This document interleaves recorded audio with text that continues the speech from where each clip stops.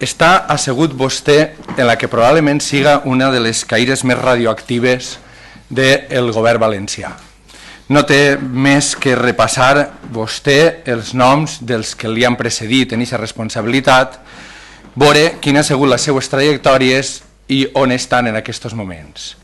Aquests càrrecs de control de la comunicació i d'exercici del poder respecte als mitjans de comunicació valencians han escrit alguns dels episodis més negres, lamentables i repugnants de la història del nostre país. Aquest llibre parla d'això, lluitant contra l'oblit.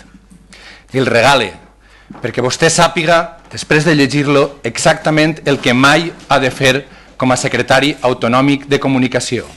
I li regale també, perquè vostè conega i no puga dir mai que no coneix la calanya i catadura moral d'algunes de les persones per a les que vostè ha decidit treballar.